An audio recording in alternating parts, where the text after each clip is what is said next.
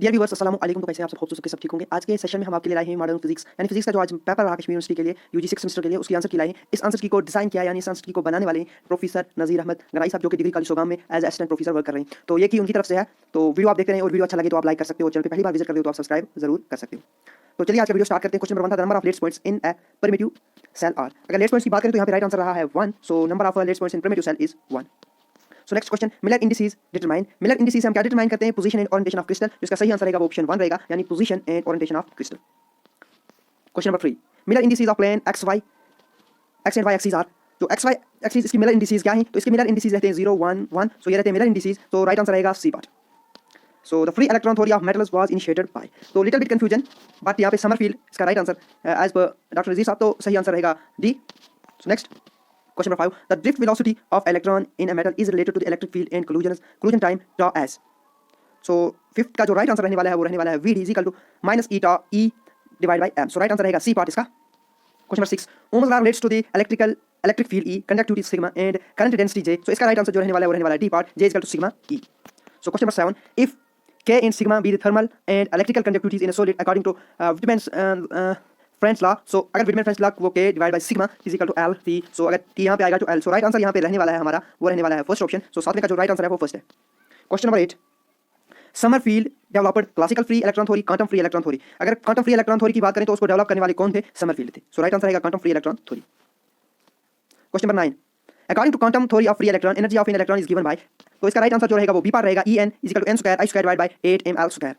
Question number 10, the wave function for a motion of a particle in one dimensional potential box of length L is given by psi n is equal to a sin n pi x divided by L, where a is normalization constant, the value of a is। जो इसका right answer रहेगा question number 10 का वो रहने वाला हमारे पास यहाँ पे B part pi root of 2 by L। Question number 11, फेमरी एनर्जी इज। फेमरी एनर्जी क्या होती है? तो फेमरी एनर्जी होती है maximum energy at absolute zero, maximum energy by free electron at absolute zero. So right answer रहेगा क्वेश्चन नंबर 11 का A part. So next, mobility related to relaxation time as.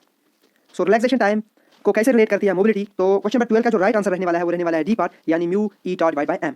So mobility किसके बराबर रहती है? Question number 13 है, the mobility of electron is average electron drift velocity per unit electrical field, यानी C part इसका जो रहेगा राइट आंसर रहेगा। Miller indices are same for parallel planes. Parallel planes के लिए जो मिलर इंडिसेस रहती हैं वो सेम रहती हैं। अब रहता है हमारे question number 15, typical interatomic spacing in a crystal. Typical interatomic spacing in a crystal is 2.3 angstrom. So right answer रहेगा 2.3 एंगस्ट्रॉम डी पार्ट। ऐसे ही 16 है, the theory which poses free electron inside the periodic lattice field is called. उस थ्योरी को हम बोलते हैं zero zone theory. So zone theory इसका राइट आंसर रहेगा 16 का जो राइट आंसर रहेगा वो डी पार्ट रहेगा। ऐसे हमारे पास क्वेश्चन नंबर 17 है, existence of energy bands in a solid is consequence of. तो इसका जो राइट आंसर रहेगा वो रहेगा 17 का इंटरफेरेंस ऑफ इलेक्ट्रॉन वेव्स का इंटरफेरेंस, उसी की वजह से जो एनर्जी बैंड्स बनते हैं। तो राइट आंसर रहेगा B part. So question number 18 है, इन इंट्रिंसिक सेमीकंडक्टर फेमरी लेवल इज। इंट्रिंसिक सेमीकंडक्टर की जो फेमरी लेवल रहती है वो इंटरमीडिएट रहती है कंडक्शन बैंड और वैलेंस बैंड के बीच में रहती है। तो in middle of conduction and valence bands का राइट आंसर रहेगा। सो फेमरी represents the energy level with probability of 50%। 50% का राइट आंसर रहेगा। तो अब चलते हैं हम क्वेश्चन नंबर 20 पे। Hall angle is expressed as. जो हॉल एंगल का वैल्यू है वो किसके बराबर होता है? So theta h e h divide by e is the value for hall angle.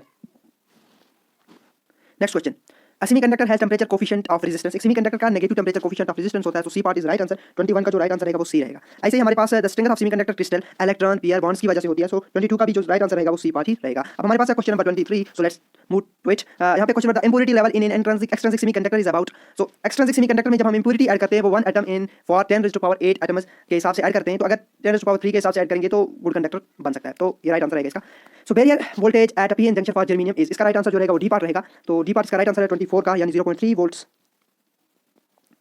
Question number 24 का जो राइट पार्ट है तो वो रहेगा डी। ऐसे क्वेश्चन नंबर 25 का जो राइट आंसर रहने वाला है वो रहने वाला है all the above. Effective mass infinity भी हो सकता है, पॉजिटिव भी और नेगेटिव भी। सो इसका भी राइट आंसर रहने वाला है all in the above, all the above. So question number 26, an increase in periodic barrier strength allowed to narrowing of allowed bands. Allowed band जो होते हैं वो ज्यादा नैरो हो जाते हैं। तो इसका राइट आंसर रहेगा बी। 26 का जो राइट आंसर रहेगा वो रहेगा बी। ऐसे 27 है हमारे पास। अकॉर्डिंग टू ड्यूलॉन्ग पेटिट लॉ तो जो राइट आंसर रहेगा इसका रहने वाला है सी बी इक्वल टू 3 और 6। इसका वैल्यू एक और रहता है 25 किलो जूल पर मोल, वो भी रहता है। तो यहाँ पे ये वाला राइट आंसर रहेगा ए part. Phonons are count of energy in case of let's vibration। So right answer first ही रहेगा।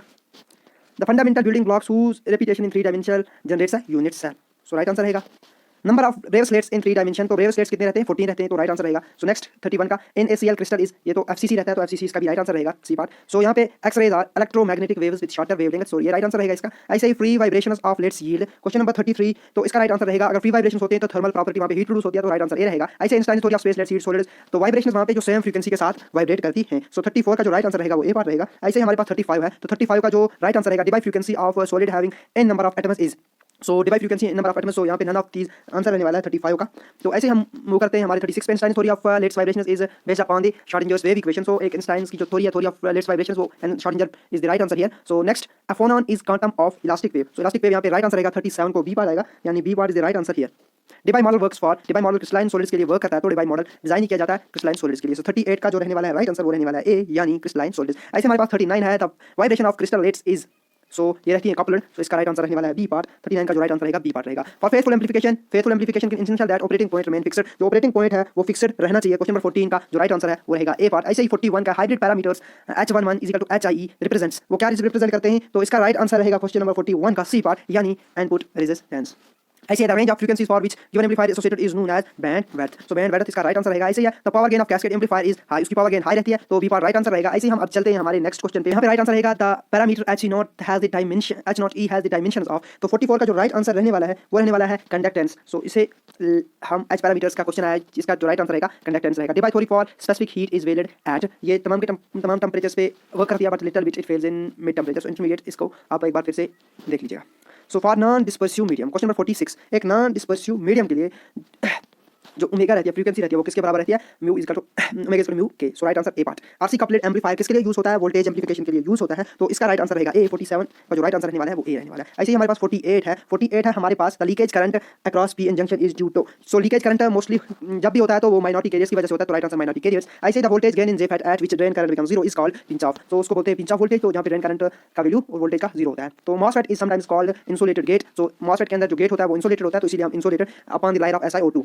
So next operating point zero signal values of IC and PCE, so zero signal value रहता है वहाँ पे input current का, ऐसे ही रहता है हमारे पास इनपुट वोल्टेज का भी। तो थर्मल रनअवे कब होता है, थर्मल रनअवे जब ट्रांजिस्टर नॉट बायस होगा तो थर्मल रनअवे होगा। सो नेक्स्ट क्वेश्चन है यहाँ पे हमारा, transistor is generally provided by, so 53 का जो राइट आंसर रहेगा हमारे पास वो रहेगा ए पार्ट, यानी biasing circuit, A part is right answer. ऐसे नेक्स्ट है in ideal value of stability factor, तो आइडियल वैल्यू स्टेबिलिटी फैक्टर के लिए जो रहता है वो 1 रहता है, तो इसका पार्ट जो राइट आंसर रहेगा वो डी पार्ट रहेगा। ऐसे the disadvantage of the voltage divider bias method, so इसके अंदर मेनी रेजिस्टर्स होते हैं, इसकी डिसएडवांटेज है। सो ऐसे ही interact voltage gain of amplifier is expressed in divide, so right answer रहेगा C part. So next crystal diode is used as, crystal diode को एज ए रेक्टिफायर के तौर पे हम यूज करते हैं, तो राइट आंसर रहेगा rectifier. So diode that has a negative resistance, so tunnel diode is the right answer for this. Tunnel diode की जो resistance होती है वो negative होती है, तो ripple factor for Hauppauge rectifier is 1.21. 1.21 is the right answer for that very question. So next, the ripple factor of Hauppauge rectifier is 1.21. So next, the Zener diode is used as, Zener diode को as a voltage regulator हम use करते हैं। So बस आज की video में इतना ही, मिलते हैं नेक्स्ट यूजफुल वीडियो के साथ, तब तक के लिए आप लाइक कीजिएगा चैनल को, मिलते हैं ऐसे ही नेक्स्ट इन्फॉर्मेटिव वीडियो के साथ। तो आप अगर चैनल पे पहली बार विजिट कर रहे हो तो प्लीज सब्सक्राइब जरूर कीजिएगा, हमें सपोर्ट कीजिएगा। Thank you for watching this video, अल्लाह हाफिज़।